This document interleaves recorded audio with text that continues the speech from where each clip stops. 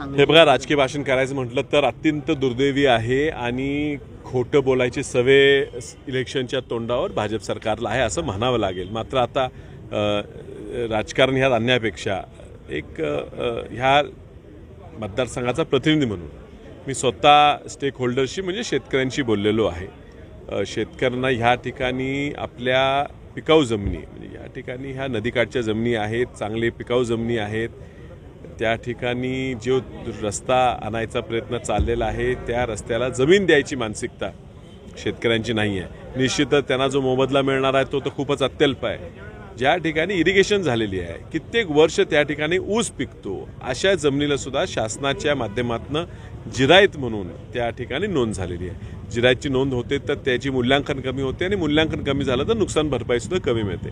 मी लोकांना तेही विनंती केली, विचारलं की ह्याची जर जिरायतमधनं तुमचं बागायतीत रूपांतर केलं तर थोडं तुम्हाला जवळजवळ दुप्पट नुकसान भरपाई या ठिकाणी मिळेल, तरी तुम्ही जमिनी द्यायला तयार आहेत, तर शेतकऱ्यांचा नाकार आहे। या शेतकऱ्यांना त्या ठिकाणी चांगली शेती पिकवलेली आहे, खूप कष्टातनं त्या ठिकाणी आपल्या बागा जगवलेल्या आहेत, ऊस पिकं जगवलेली आहेत, त्यांना ह्या जमिनी द्यायच्या नाही आहेत। कोल्हापूर जिल्ह्याच्या आणि सांगलीच्या पश्चिम भागाचा एकंदरीत जनतेचा आणि ह्या ठिकाणी पिकांचा खूप साम्य आहे। कोल्हापूर वगळता तर सांगलीही वगळता आली पाहिजे। सांगलीत फक्त मला वाटते औदुंबर हे एकच ठिकाण आहे जे ह्या शक्तिपीठाशी जोडलेलं आहे। शक्तिपीठाचा जो आता नियोजित रस्ता आहे तो सुद्धा औदुंबर देवस्थान दत्त औदुंबरापेक्षा जवळ मला वाटते 50 ते 60 किलोमीटर लांब आहे।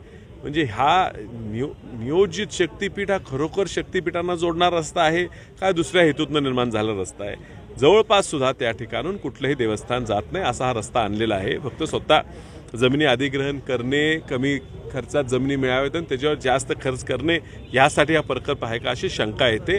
मी पुन्हा एकदा विनंती करून, कारण ही विनंती शेवटची असणार आहे, त्यानंतर आंदोलन उभं करावं लागणार, शेवटची विनंती सरकारला करतो की ज्या पद्धतीने तुम्ही कोल्हापूर वगळलेला आहे, आम्ही शक्तिपीठाला विरोध करत नाही, पण शक्तिपीठाला पर्यायी रस्ता हा आमचा जो रत्नागिरी नागपूर हायवे आहे तो उपलब्ध असताना त्या रस्त्यालाच शक्तिपीठाला पुढे जोडावं।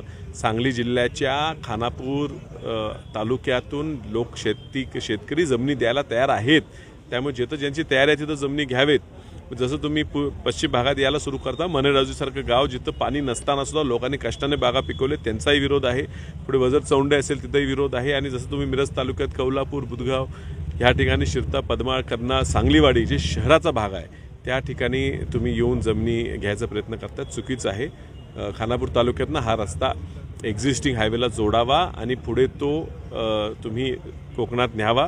मला अजून कळलेलं नाही की जर कोल्हापूर जिल्हाच वगळणार असाल तर शक्तिपीठ सांगलीवाडीपर्यंत नेऊन तिथून पुढे नेणार कसा, तो कोकणात जाणार कसा? तो कोल्हापूर जिल्ह्याच्या वरनं नेणार आहेत का तिथपर्यंत गाड्या नेऊन पुढे विमानाने नेणार आहेत हे मला कळलेलं नाही।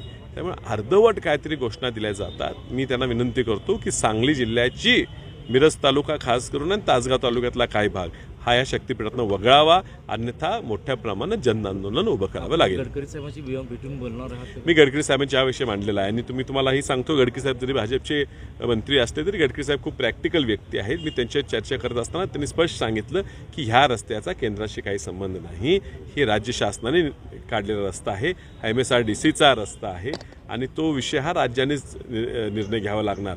आणि त्यामुळे आता ह्या ठिकाणी राज्याच्या नेतृत्वाला आम्ही विनंती करतोय की हा रस्ता करावा, शक्तिपीठांना जोडावं, हे आमच्या सगळ्यांचीच मागणी आहे। पण शक्तिपीठांना जोडायचा हा रस्ता आहे का? जर जोडायचा रस्ता आहे की सांगलीत एकच स्थान तुम्ही निवडलं आणि ते औदुंबर, आणि त्या औदुंबरपासून 60 किलोमीटर लांब रस्ता न्यायला लागलाय, मग नेमका हा रस्ता गेलाय कशासाठी? आणि मग सांगलीत औदुंबर सोडून कुठे नसेलच तर सांगलीतून रस्ता नेताय कशाला? नेत असला तर एक्झिस्टिंग हायवे आमचा मोठा आहे, चांगला आहे, तिथेही ट्रॅफिक जेवढी पाहिजे तेवढी नाही आहे, त्यामुळे हा रस्ता तिथं जोडावा खानापूर तालुक्यातनं आणि तो सांगलीला बायका असून अंकली फाट्यावरनं तो कोल्हापूर जिल्ह्यात न्यावा, नाहीतर रत्नागिरीला न्यावा, नाहीतर विमानाने तिथं तो बंद करा, विमानाने पुढची लोक न्यावीत।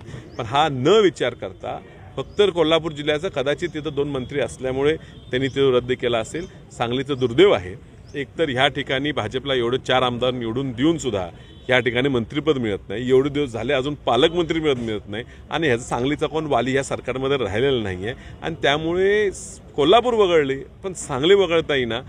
स्वतः ह्या मतदारसंघातले भाजपचे आमदार सांगलीचे असतील, मिरजेचे असतील, त्यांच्या मतदारसंघातनं हा रस्ता येत असताना मतदारसंघातले 95% ह्या हायवेच्या विरोधात असताना त्यांनी काही आवाज उठवत नाहीत. हे दुर्दैव आहे. मी त्यांनाही विनंती करतो की राजकारण विरहित आपण एकत्रित जाऊया आणि हा कुठल्याही परिस्थितीत अधिग्रहणाचा विषय सांगली, मिरज आणि तासगाव या 3 मतदारसंघापुरता रद्द करावा.